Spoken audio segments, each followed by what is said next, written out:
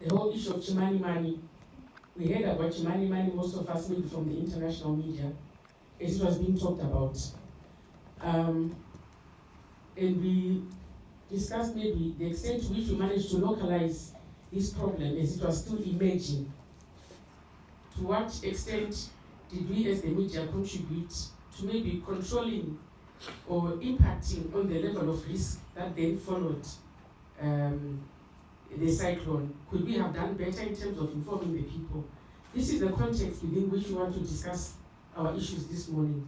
What really is our role in terms of preventing, in terms of also managing disaster risk, but also remaining as the media itself? How can we connect the dots from the global to the national? We know the SDGs have been talked about at an international level. To what extent can we bring it down? Are climate issues really our issues here in Zimbabwe? So these are the issues we really want to go into as we are discussing here.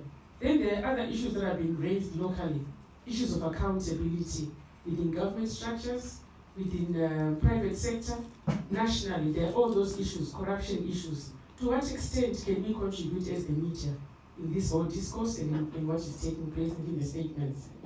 So we have our powerful panel here.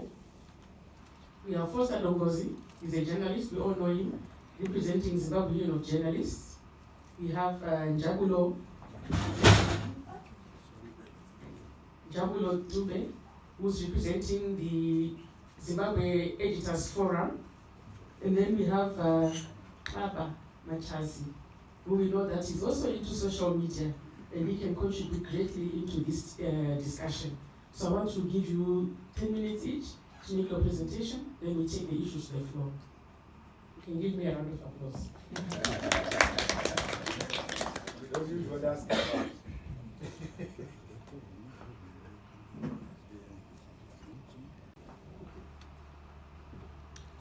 2 years ago, as the Zimbabwe Union of Journalists, we partnered the UN family and themed the awards around reporting the SDGs. There was a huge support in that area, as many agencies came up to support different categories around each of the SDGs. We had categories on issues to do with children, food security, the UNFP and its thematic areas. So before we even take off, these are some of the initiatives that have already been done in terms of seeing how issues to do with the different SDGs can be localized in partnership with the media. And this was done through rewarding and awarding excellency among journalists who reported in those areas. But the question is, how is Zimbabwe faring in localizing the SDGs, the media perspectives? And I wanted to start off by saying knowledge is very critical around these issues. In other words, what are the SDGs? What does SDG mean? Remember this, we are coming from the time of when we had the Millennium Development Goals, whether there was a lot of movement made in that areas, that is up to you and I to judge, but certainly there is need for understanding what these issues are. What are the SDGs and what do they mean? And do we appreciate the issues? Do we appreciate what the SDGs are and what do they mean? And only then, I believe, as the media, can we begin to report in a very serious and more knowledgeable perspective. And beyond our own private researches, I think platforms such as these, which are provided by the UN family, are very important and very critical to allow journalists and different players into the media to begin to question and to unpack just what the SDGs are. There was already a discussion that was started earlier about already as the media labeling SDGs a very boring subject, and that news is about politics. News is about the events happening in Harare. And when you read all those issues, can you say issues to do with clean water and sanitation are boring? Is gender equality bad for business? Is quality education bad for business? Can I see that too?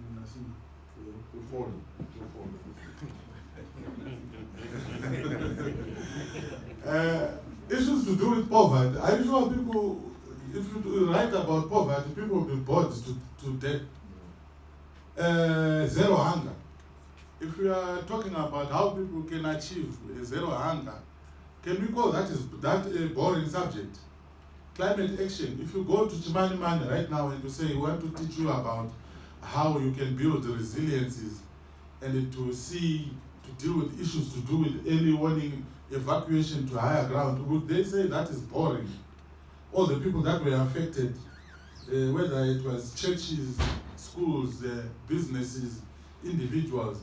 And so the list is endless. Life on land. If you talk to all those farmers about how the drought and the floods are affecting them, would you say that is a boring subject? Certainly no. And I think we also, as the media, need to begin to work around how we can make the stories pertaining to the SDGs to be very relevant and exciting, and to also begin to explore, to see whether people think writing about SDGs is boring and bad for business. I think occasionally and sometimes we arrogate ourselves the responsibility to decide that developmental stories are not good for business. Whether that is based on laziness, lack of information, and other issues, I'm not too sure. But I think we need certainly to begin to unpack the issue around reporting on developmental issues, particularly SDGs, as issues that we cannot afford to ignore simply because we think they are boring and do not sell our newspapers. And then, of course, there was the reference to Cyclone Idai by retired Major Dr. Mtambuzi. As the media, again, what beyond the reporting climate change as an alarming development that we only report when it is happening, and beyond that, are we as the media doing the necessary and requisite follow-ups? And I know Comrade Gudlanga is one of those who has been doing follow-ups, and a few others, and some other journalists. But I think as the media, we need to look at that and come up with strategies around how stories such as what happened with the Idai can be taken to their final conclusion, in the sense of reporting how communities are coping after the cyclone, how they can build their resilience or rebuild their lives after that, and of course the other stories that come up with how people can cope with future developments, how we begin to ask the government how, or whether in other countries you find that they do what is called climate budgeting when areas become at risk of such developments. Therefore, what is in place in terms of rebuilding the communities of Chimanimani and other areas that were affected going forward. And also, in our reportage, what impacts the current power shortages are having in terms of attaining the SDGs. Certainly, a lot of those issues, the 17 of them, no poverty, zero hunger, are related or are impacted by issues to to do with the presence or availability of electricity or power. Can we attain quality education when we have electricity, when there's no electricity from 5 a.m. until 10 p.m.? What are the implications on industrial development and the quality of education, homeworks and other things and so on? Clean water, given that virtually everything runs on electricity, ICTs and so on, business, and therefore we need to ask governments, our governments, and to quiz them on how we can certainly move back in line in terms of ensuring that what we have in terms of access to electricity, ICTs, is having in terms of impacting our lives and our development. And then maybe to come up with a way forward or suggestions on way forward. As the media and developmental partners and organizations such as the UN family, we need to come up with plans and strategies for effectively communicating the SDGs. I think we have had them for more than a year, and certainly you'll find that as 17 of them, certainly there may be or there are challenges in terms of internalizing them.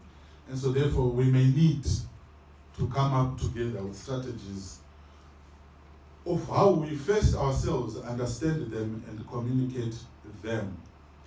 And also it is time we begin to look at innovative and creative mechanisms and methods of internalizing and communicating these SDGs and other developmental issues, such as the mainstreaming of innovative communication tools and mechanisms such as social media, theater, music, and drama. As organizations, we can also consider adopting one or two of these SDGs. So if the Herald, Herald in all its different stables adopts different SDGs one by one or two, and then the different radio stations, the different media organizations, the different stables in Alpha Media Holdings, the different stables in ANZ, adopting these SDGs and running with them, popularizing them, explaining them, and promoting them until people have an understanding, a clear understanding of what they are and how they can intervene in terms of dealing with these SDGs. And then of course, supporting specialized platforms that work in these areas, whether they are media organizations or they are NGOs or different types of organizations, or even young people, such as the colleague who spoke earlier.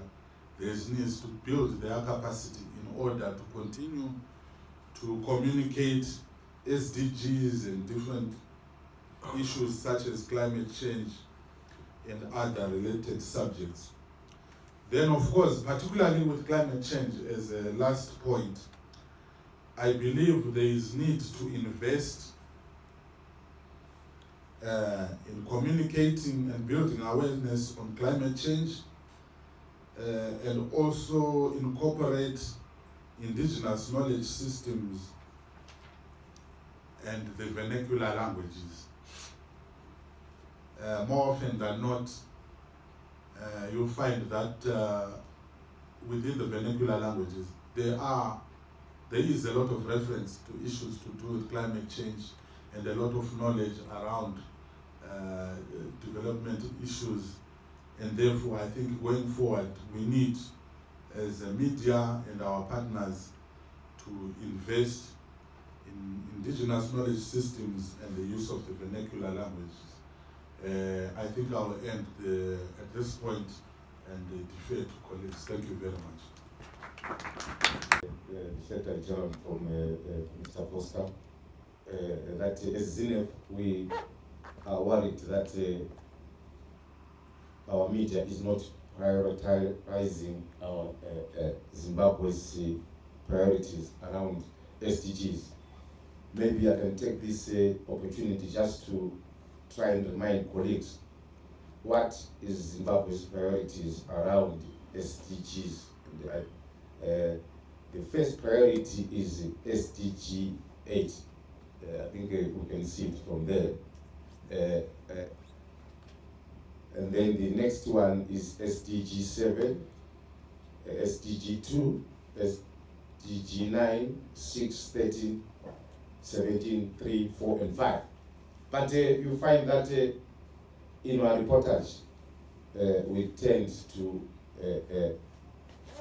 ignore some of these SDGs. Yes, we are aware that Cyclone Idai was well covered by our media after it was first broken by the foreign media. We then came on board, having recognized that our media does not recognize Zimbabwe's trend priorities around SDGs. ZINEP has decided to come up with media awards for the best media house which reports on SDGs. We're also going to award an editor whose paper or media house has prioritized the 10 SDGs which are of paramount importance as a country. And I'm happy to say that the award will be not in local currency. The winner will have an opportunity of going and exchanging his or her money at the prevailing interbank rate. So it's a challenge that ZINEP is putting to all the editors and the media houses so that they give prominence to the coverage of Zimbabwe's 10 priorities around SDGs, which I have mentioned. Having said that, we had a colleague, or youth colleague there, who spoke very passionately about how the media in Zimbabwe has been reporting on sensitive stories around Cyclone Ida. I'm happy that he has pointed out the shortcomings of our meeting, and as ZINEP, we have decided that yes, indeed, the issues around the SDGs have not been prioritized by our media, and that's why we've come up with those awards. I'll then defer to my colleague here, Mr. Mchazi.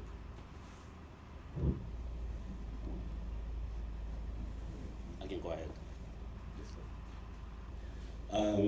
All right.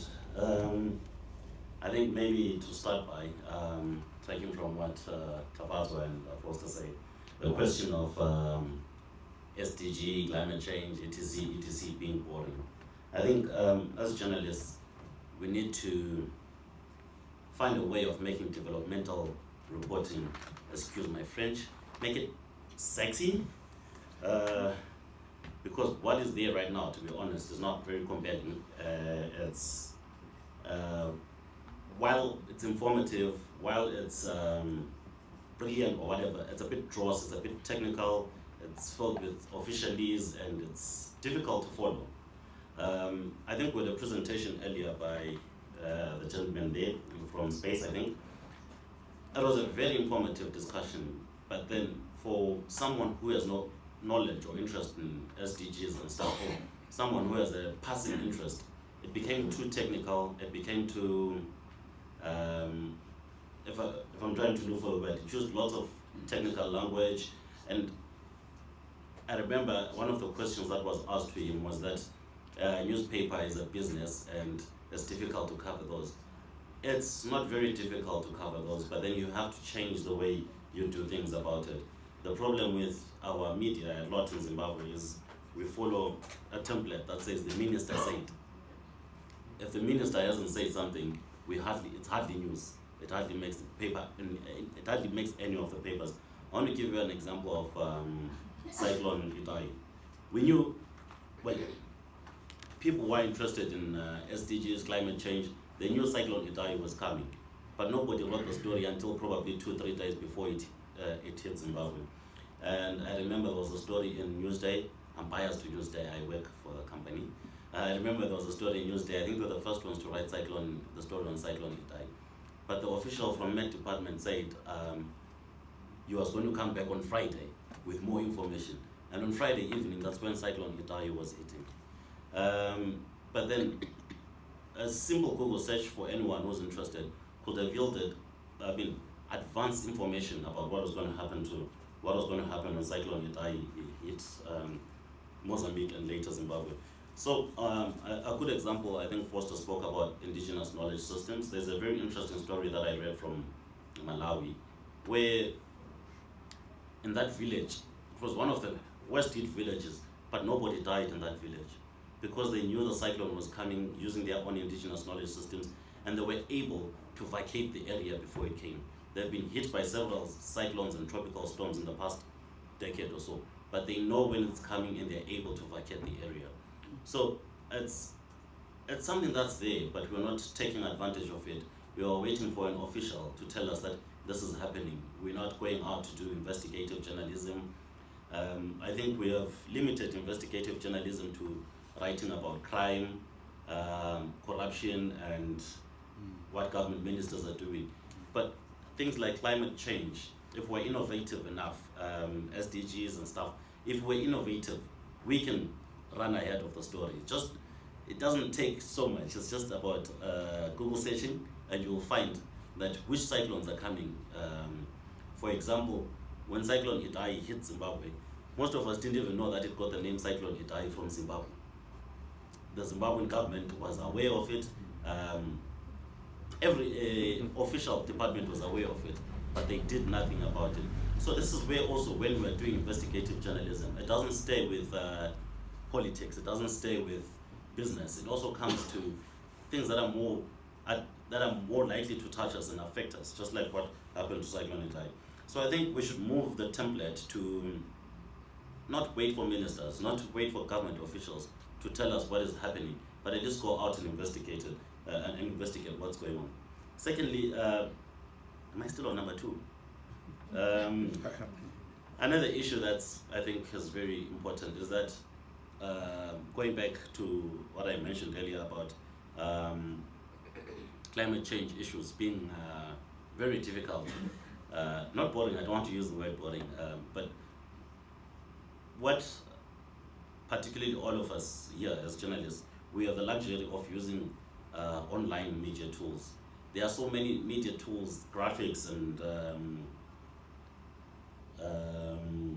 videos or whatever that we can use to tell the story in a simple and more effective way. Because climate change is difficult, most of the time we tend to write long articles which people get bored of in the first five paragraphs. But I think you should also now move to different storytelling techniques. With new media and even with legacy media, that's newspapers and radio and TV, we can still use those graphs, infographics or whatever to tell the story in a different way. That will make it more engaging and more acceptable, more palatable. And even for a reader, it looks like you have investigated what you're working on. It's not just the usual trust that people are reporting. Also, maybe probably on the final point, I think there's more need to educate us journalists on what SDGs are. It's easy for us to recite them here because we came specifically for this workshop, but we're not the only ones who write this stuff.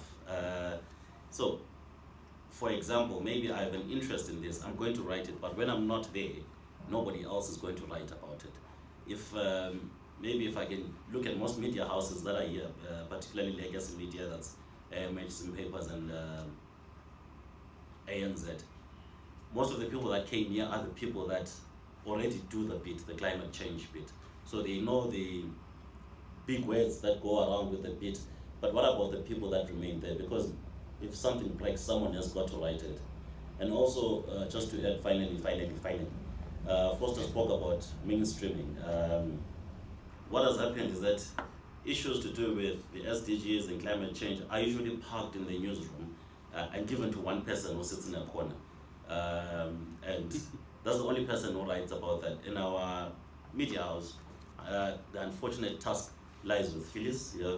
So now that she's here, nobody's going to be writing about climate change for the next couple of days because nobody knows about it. So I think there's need for deliberate training, not just about one person, but working around with a group of people that you train over a period of time, so that by the time probably they're immature, even as journalists, they have the nous for writing stories around that issue. And I think in a nutshell, those are my brief remarks. Thank you very much for the interventions. That it's an issue when a bus full of people has an accident on the Mashingo Road and people die. But are we raising the same amount of noise about the road not being wide enough for people to travel on? So can we not go back a step further and try and deal with these issues as well, so that we're involved in the process of the prevention process? It's an issue when a woman has been beaten to death because of violence. But when the bill comes that is dealing with this issue, maybe it's not such an issue to make news. So does it become sexy once it's a disaster? What role can we really play as media people? SDGs are just about the normal day-to-day issues that ensure that we have bread on our table, we're not going hungry, the children are going to school, there's access to health, and so on and so forth. So can we, I don't know, maybe we can also take interventions from the floor if we have exhausted from the top table. Then there's also the issue of strengthening good governance and human rights in the country, which also needs to be dealt with. Fighting corruption, enhancing accountability. Yes, a lot has been written about, especially the reports from Mildred Chari, the investigations and whatever. What other role can we play as media people so that we can assist in the development of our own nation? I don't know if anybody wants to add. Okay, let me go back, I'm not going to add much. Let me go back to what I said initially about SDGs being difficult, prevention. SDGs are bread and butter issues, just to put it the way Tabazo put it here, that it's issues that affect us on a day-to-day basis. But can I tell you one thing? The moment you say SDGs, I step back and say probably this is a government or NGO thing. I'm talking as a journalist here, as someone who's going to read news. I'm not talking as someone who has followed this for a very long time. But just as a person who's involved in media, I'm going to say, oh, this sounds complicated, and probably I'm going to stay away from it. But then it's our role, I think, as journalists, also to simplify that. You know, when we're talking of SDGs, we're not talking of some abstract issue. We're talking about water, we're talking about food, just the basic, we're talking about health and stuff like that. So I think maybe even the way we do our job here as journalists, and even the trainings that maybe we are going to need or going forward, the trainings that we should have, is just learning how to simplify issues, making them understood first by me, of course, then by the common person. Because if I don't understand it, I'm not going to report in an effective way. So if we come here and say Zimbabwe prioritized SDG 17, SDG 8 and stuff like that, I bet my bottom dollar that most of us who are not in the NGO field or who are not at the UN don't know what that is. But the moment you say the biggest thing that Zimbabwe is prioritizing, for example, I'm not saying it is, but say is health for all by this year or something like that, then all of a sudden we all have light bulb moments. So I think a challenge that I'm going to give to my fellow journalists and even myself is to say, let's break it down, let's understand it first, let's simplify it. It's not enough to say Zimbabwe committed to these 17 SDGs, but to explain them what they are. Because if you say, I'm repeating this, but just for emphasis, I know this is what it's all about, but when we start couching things as SDG this, SDG that, it becomes a complicated field that becomes very difficult for many of us to understand also and to impart to people that use.